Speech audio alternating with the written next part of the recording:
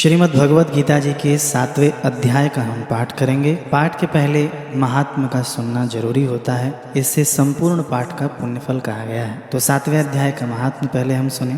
भगवान शिव जी कहते हैं कि हे पार्वती, अब मैं 7वें अध्याय का महात्मा बतलाता हूँ, जिसे सुनकर कानों में अमृत राशि भर जाती है। पाटलिपुत्र नामक एक दुर्गम नगर है, जिसका गोपुर अर्थात द्वार बहुत ही ऊंचा है। उस नगर में शंकुकर्ण नामक एक ब्राह्मण रहता था। उसने वैश्य वृत्ति का आश्रय लेकर बहुत धन कमाया, किंतु न तो कभी पितरों का तर्पण किया और न देवताओं का पूजन ही। वह धनोपार्जन में तत्पर होकर राजाओं को ही भोज दिया करता था। एक समय की बात है, उस ब्राह्मण ने अपना चौथा विवाह करने के लिए पुत्रों और बंधुओं के साथ यात्रा की। मार्ग में आधी रात के समय जब वह सो रहा था, एक सर्प ने कहीं से आकर उसकी बाह में काट लिया। उसके काटते ही ऐसी अवस्था हो गई कि मणि, मंत्र और औषधि आदि से भी उसके शरीर की रक्षा असाध्य जान पड़ी। तत्पश्चात कुछ ही क्षणों में उसके प्राण पखेरु उड़ गए। फिर बहुत समय के बाद वह प्रेत सर्प योनि में उत्पन्न हुआ। उसका चित्त धन की वासना में बंधा था। उसने पूर्व वृतांत को स्मरण करके सोचा कि मैंने जो घर के बाहर करोड़ों की संख्या में अपना धन गाड़ रखा है, उससे इन पुत्रों को वंचित करके स्वयं ही उसकी रक्षा करूंगा। एक दिन सर्प की योनि से पीड़ित होकर पिता ने स्वप्न में अपने पुत्रों के समक्ष आकर अपना मनोभाव बताया। तब उसके पुत्रों ने सवेरे उठकर बड़े विस्मय के साथ एक दूसरे से स्वप्न की बातें कही। उनमें से मझला पुत्र कुदाल हाथ में लिए घर से निकला और जहां उसके पिता सर्प योनि धारण करके रहते थे, उस स्थान पर गया। यद्यपि उसे धन के स्थान का ठीक ठीक पता नहीं था, तो भी उसने चिन्हों से उसका ठीक निश्चय कर लिया और लोभ बुद्धि से वहां पहुंचकर बाबी को खोदना आरंभ किया। तब उस बाबी से एक बड़ा भयानक सांप प्रकट हुआ और बोला, ओ मूढ़, तू कौन है? किस लिए आया है? क्यों बिल खोद रहा है? अथवा किसने तुझे भेजा है? ये सारी बातें मेरे सामने बता। पुत्र बोला, मैं आपका पुत्र हूँ, मेरा नाम शिव है। मैं रात्रि में देखे हुए स्वप्न से विस्मित होकर यहाँ का स्वर्ण लेने के कुतूहल से आया हूँ। पुत्र की यह वाणी सुनकर वह सांप हंसता हुआ उच्च स्वर से इस प्रकार स्पष्ट वचन बोला, यदि तू मेरा पुत्र है तो मुझे शीघ्र ही बंधन से मुक्त कर। मैं पूर्व जन्म के गाड़े हुए धन के लिए ही सर्प योनि में उत्पन्न हुआ हूँ। पुत्र ने पूछा, पिताजी, आपकी मुक्ति कैसे होगी? इसका उपाय मुझे बताइए, क्योंकि मैं सब लोगों को छोड़कर आपके पास आया हूँ। पिता ने कहा, बेटा, गीता के अमृत में 7वें अध्याय को छोड़कर मुझे मुक्त करने में तीर्थ, दान, तप और यज्ञ भी सर्वथा समर्थ नहीं है। केवल गीता का 7वां अध्याय ही प्राणियों के जरा मृत्यु आदि दुखों को दूर करने वाला है। पुत्र, मेरे श्राद्ध के दिन 7वें अध्याय का पाठ करने वाले ब्राह्मण को श्रद्धा पूर्वक भोजन कराओ, इससे निस्संदेह मेरी मुक्ति हो जाएगी। वत्स, अपनी शक्ति के अनुसार पूर्ण श्रद्धा के साथ वेद विद्या में प्रवीण अन्य ब्राह्मणों को भी भोजन कराना। सर्प योनि में पड़े हुए पिता के वचन सुनकर सभी पुत्रों ने उसकी आज्ञा के अनुसार तथा उससे भी अधिक किया। तब शंकुकर्ण ने अपने सर्प शरीर को त्याग कर दिव्य देह धारण की और सारा धन पुत्रों के अधीन कर दिया। पिता ने करोड़ों की संख्या में जो धन बांट कर दिया, उससे वे सदाचारी पुत्र बहुत प्रसन्न हुए। उनकी बुद्धि धर्म में लगी हुई थी, इसलिए उन्होंने बावली, कुआं, पोखर, यज्ञ तथा देव मंदिर के लिए उस धन का उपयोग किया और अन्नशाला भी बनवाई। तत्पश्चात 7वें अध्याय का सदा जप करते हुए उन्होंने मोक्ष प्राप्त किया। शिव जी कहते हैं कि हे पार्वती, यह तुम्हें 7वें अध्याय का महात्म्य बताया गया है, जिसके श्रवण मात्र से मानव सब पातकों से मुक्त हो जाता है। 7मोऽध्यायः श्री भगवानुवाच मया सक्त मनः पार्थ योगं युञ्जन्मदाश्रयः असंशयं समग्रं मां यथा ज्ञास्यसि तत्क्षणो ज्ञानं तेऽहं सविज्ञानम् इदं वक्ष्याम्यशेषतः यज्ज्ञात्वा नेह भूयोऽन्यज् ज्ञातव्यमवशिष्यते।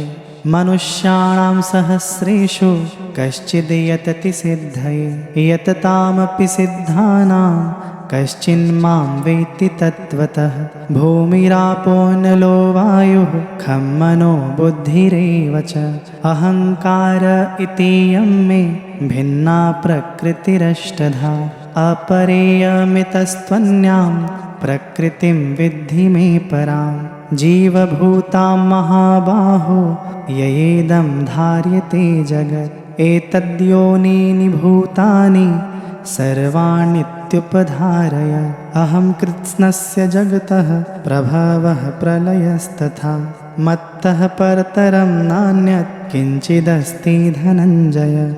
मयि सर्वमिदं प्रोतं सूत्रे मणिगणा इव। रसोऽहमप्सु कौन्तेय प्रभास्मि शशिसूर्ययोः। प्रणवः सर्ववेदेषु शब्दः खे पौरुषं ऋषुः। पुण्यो गन्धः पृथिव्यां च तेजश्चास्मि विभावसो। जीवनं सर्वभूतेषु तपश्चास्मि तपस्विषु।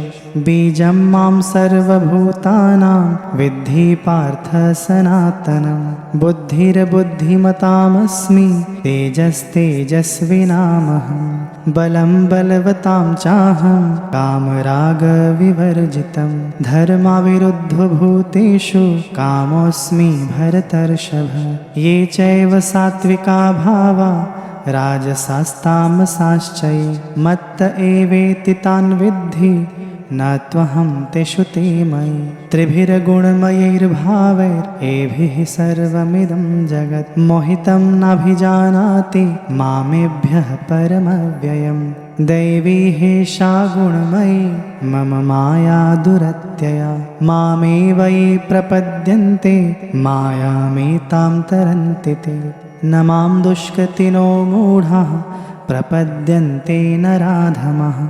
माययापहृतज्ञाना असुरं भावमाश्रितः। चतुर्विधा भजन्ते मां जनाः सुकृतेन अर्जुन। आर्तो जिज्ञासुरर्थार्थी ज्ञानी च भरतर्षभ। तेषां ज्ञानी नित्ययुक्त एकभक्तिर्विशिष्यते। प्रियो हि ज्ञानिनोत्यर्थम् अहं स च मम प्रियः। उदारः सर्व एवैते ज्ञानी त्वात्मैव मे मतम्। आस्थितः स हि युक्तात्मा मामेवानुत्तमां गतिम्।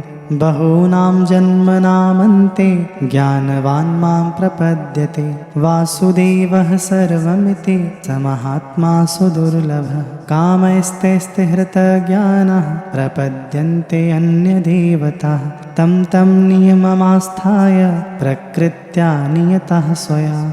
यो यो यां यां तनुं भक्तः श्रद्धयार्चितुमिच्छति। तस्य तस्याचलां श्रद्धां तामेव विदधाम्यहम्। स तया श्रद्धया युक्तस्तस्याराधनमीहते। लभते च ततः कामान् मय्येव विहितान् हितान्। अन्तवत्तु फलं तेषां तद्भवत्यल्पमेधसां। देवान् देवयजो यान्ति मद्भक्ता यान्ति मामपि। अव्यक्तं व्यक्तिमापन्नं मन्यन्ते मामबुद्धयः। परं भावमजानन्तो ममाव्ययमनुत्तमम्। नाहं प्रकाशः सर्वस्य योगमाया समावृतः। मूढोऽयं नाभिजानाति लोको मामजमव्ययम्। वेदाहं समतीतानि वर्तमानानि चार्जुन। भविष्याणि च भूतानि मां तु वेद न कश्चन। इच्छाद्वेषसमुत्थेन द्वन्द्वमोहेन भारत। सर्वभूतानि सम्मोहं सर्गे यान्ति परन्तपः। येषां त्वन्तगतं पापं जनानां पुण्यकर्मणां। ते द्वन्द्वमोहनिर्मुक्ता भजन्ते मां दृढव्रताः। जरामरणमोक्षाय मामाश्रित्य यतन्ति। ते ब्रह्म तद्विदुः कृत्स्नम् अध्यात्मं कर्म चाखिलम्।